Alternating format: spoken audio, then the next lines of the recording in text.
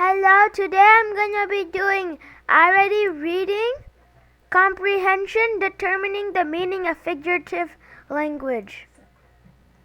I'm gaining subscribers, but my goal is 500 so I can live stream. So can you guys help me?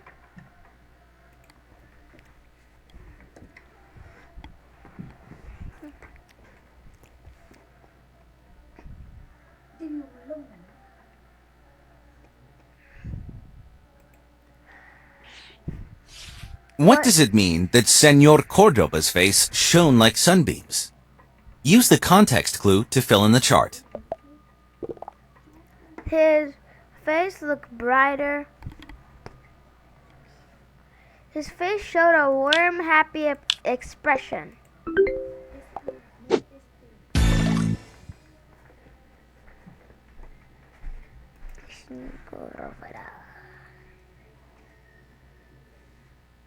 Showtime by Lisa Yee. Read carefully. You only get one try to answer each question. Go.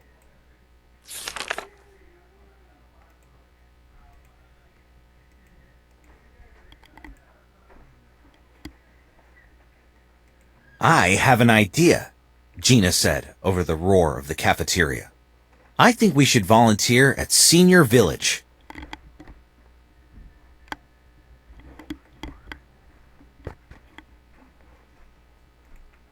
Molly dropped her sandwich and widened her eyes at Gina.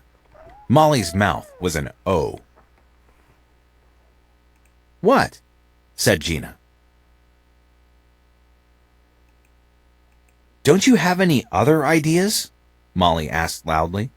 I wouldn't know how to talk to old people, adults of a certain age.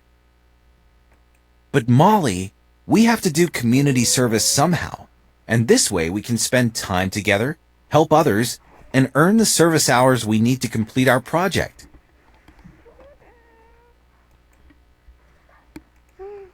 Fill in the blanks to describe Molly's feelings about volunteering at Senior Village. When Gina suggests that she and Molly volunteer at Senior Village, Molly drops her sandwich. Her mouth makes the shape of an O. This means that Molly is very surprised. She has not spent a lot of time around people much older than she is.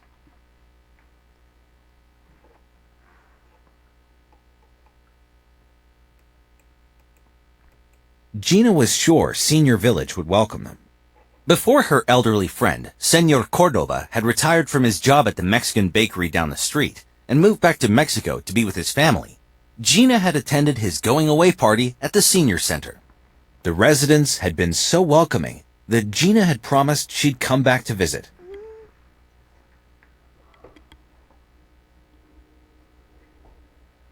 Okay, Molly said. I don't know what you're planning, but I guess I'll go with you. Cheer up, Molly. Gina tilted her face up and spread her arms wide open. She declared, We will be rays of sunshine. Everyone will be delighted to see us. What does Gina mean when she says, we will be rays of sunshine? Use the context clue to fill in the chart.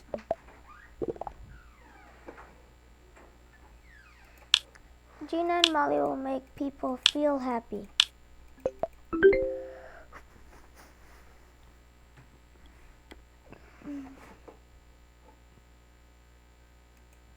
When the girls arrived at the senior center to start their volunteer work, Mrs. Kim rushed over to greet them with a wide smile and tight hugs. She was a bolt of energy in a blue cardigan. I don't know if you two will be able to keep up with us, Mrs. Kim joked. And then she yelled across the recreation room. Mr. Salvatore, these young women are here to keep us out of trouble.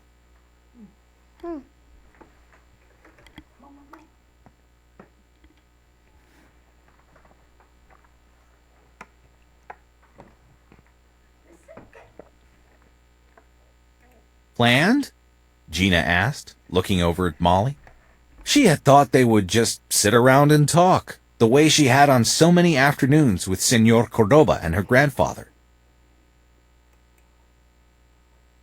Singing, dancing, juggling, said Mrs. Kim, throwing these suggestions at Gina and Molly, who were too shocked to respond. Fill in the blanks to explain how Mrs. Kim is a bolt of energy. Miss Kim tells the girls that they may not be able to keep up with her and the other residents.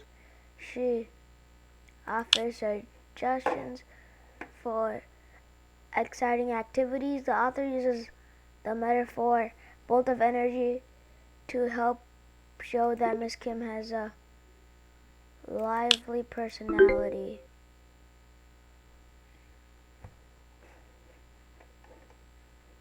As more residents began to surround them, Molly panicked. "What do we do now?" she whispered to Gina. Gina recalled her grandfather talking about his boyhood in China and how nervous he would get when he did something for the first time, like Tai Chi. "The trick was to act confident and pretend I knew what I was doing," he'd said.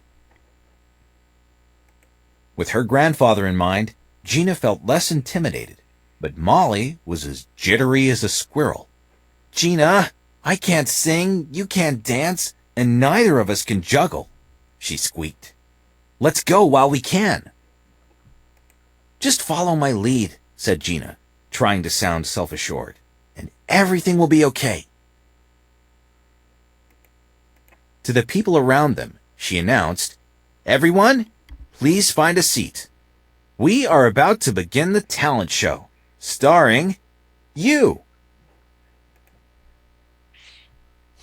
What does it mean when Molly is described as being as jittery as a squirrel? Use the context clue to fill in the chart. She's excited to show her talents. She's following Gina around. She is speaking in a quiet voice. She is nervous about performing.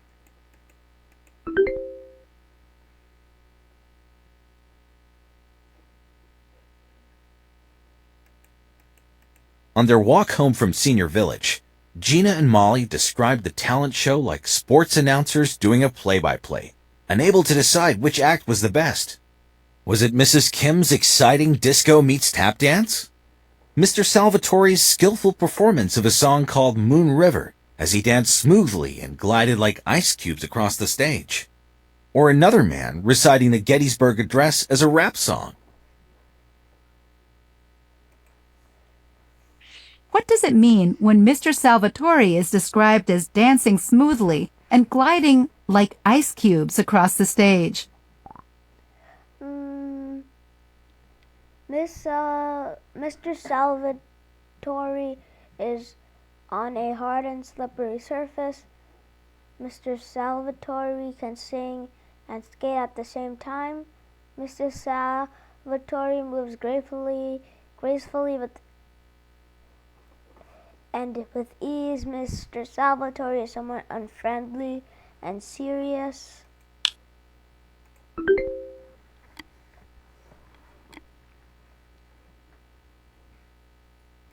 They were all good, Molly decided. Yeah, the show is pretty awesome, Gina agreed. And you were great too.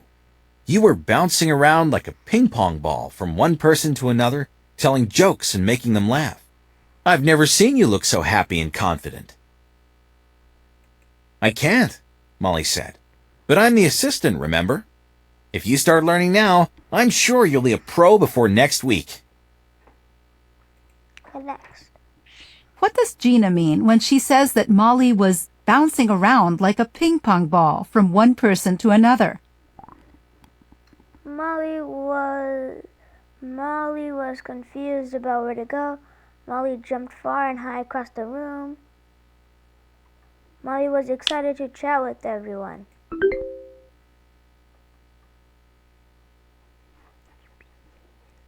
"100%.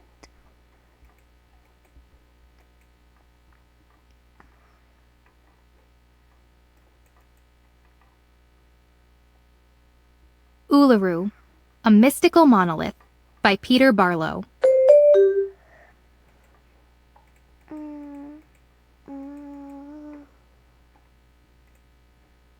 This lesson will teach you how to identify and compare points of view on the same topic.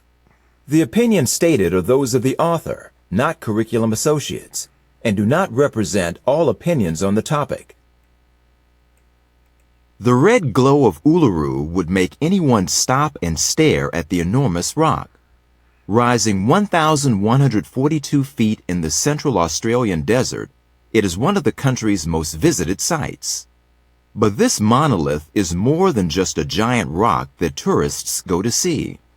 It is sacred to the Ananu, an Aboriginal people of Australia. The Ananu go there to pray, learn, and feel close to their ancestors. A spot as popular as Uluru has been at the center of an old argument about who owns the rock. An explorer first reported the sandstone rock in 1873. He was called the discoverer of Uluru.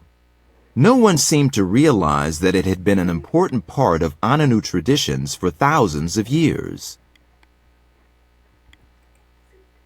For many years, the Australian government felt they owned Uluru. From 1950, they used it as a national park. They did this without talking with the Ananu. In fact, the Ananu were discouraged from living at Uluru. Sometimes groups visited for short periods to perform important rituals before moving off again. Over time, the Australian government came to accept that Aboriginals felt strongly about owning Uluru and other cultural sites. Why do the Ananu feel that Uluru belongs to them? They made Uluru. They have very old traditions as Uluru. They have very old traditions at Uluru.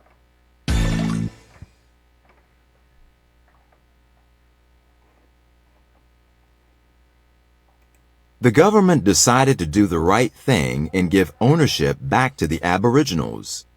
In 1985, an official handover ceremony made the Ananu the owners of Uluru and another sacred area. The Ananu immediately rented these places to the Australian government. A 12-person group, most of whom are Ananu, now manages Uluru and another national park. Bye-bye. That's all for today. Please like, subscribe, and hit the notification bell. Thank you for watching.